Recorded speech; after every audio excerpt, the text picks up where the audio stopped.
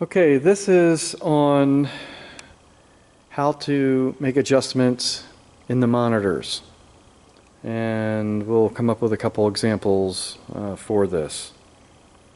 Now, first I just want you to see that I have a chart here that shows you the monitor number. So you can see the piano is at number 1, and then the vocals, the vocalists, they have number 2, 3, and 4. And then from there it goes over to the organ at 5. Then there's the drums at 6, bass guitar 7. You can see I had to interject number 10. We had an addition there. So Brian's guitar, that's an in-ear. Mine is a in-ear. I use headphones, but it's those are in-ears. They're not actual floor monitors. The ones that are actually floor monitors, I have an icon there for that representing it. Of course, then there's John guitar over in number 8.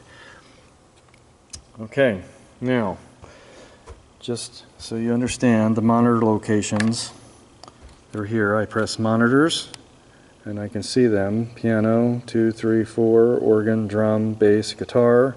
And I come over here, there's the second row as I like to think of it, and then there's Brian monitor, okay, which is BS10, it says, for bus 10.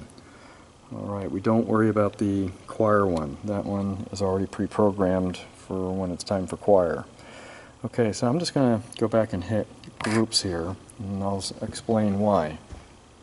Okay, somebody says from up at the platform, this is obviously during warm-up and not during the service, they say, so-and-so needs more of somebody or less, or it could even be an instrument. So let's go with some names because we have some names on the board here. So let's say that our pianist, Grace, she says, I need more of Susan in her monitor. Okay, so Grace is at the piano, so the monitor is number 1. Okay, and Susan is standing right here. She's vocal 1, and so she's in front of monitor 2. So those are some actually, you don't need to worry about that she's in front of monitor 2 at this point, but because it depends on who's asking what. So Grace is asking for more of Susan.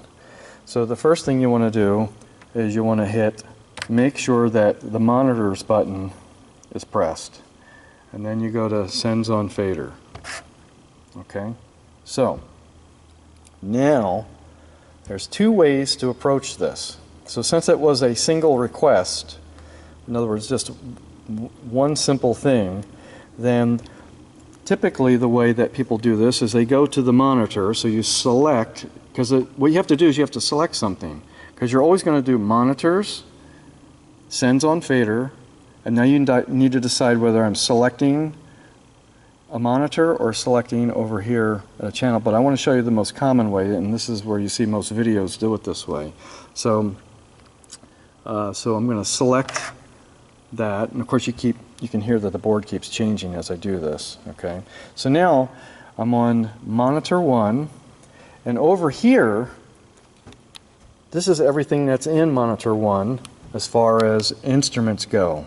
So I need to get to Susan's channel, so I'm going to go to vocals.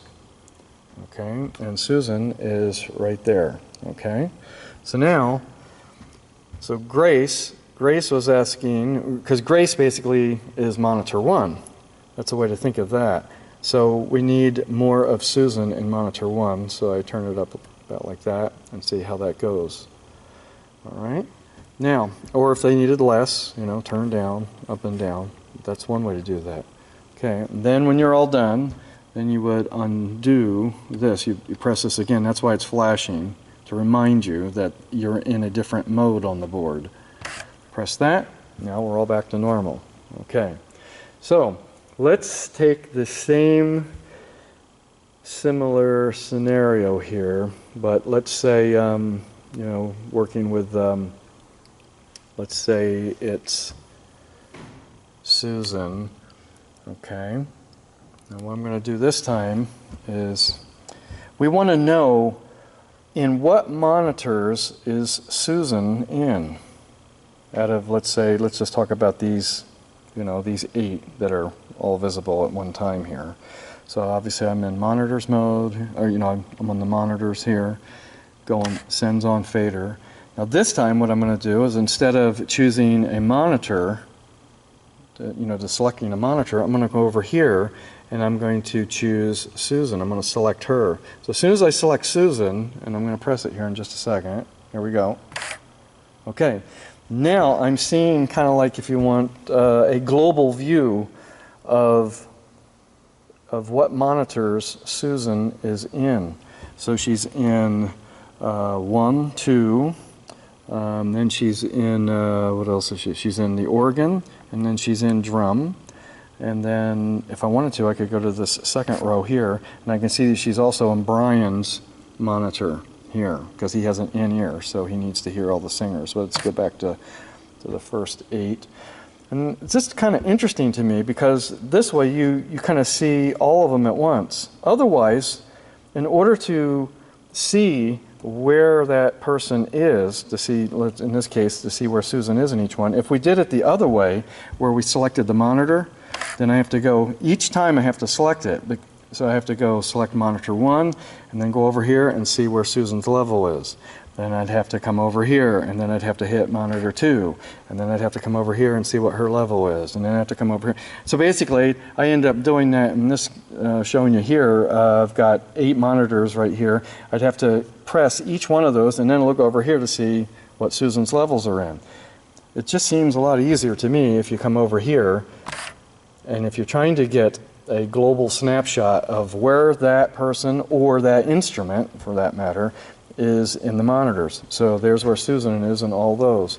If I come over here and I hit instruments, let's say I want to know, let me see, where the, no, let's do piano. I'm kind of curious to see this. So if I hit piano, okay, so the piano is actually in the piano monitor a little bit, and it's in the organ monitor, the drum monitor, the bass monitor, bass monitor, and the guitar monitor.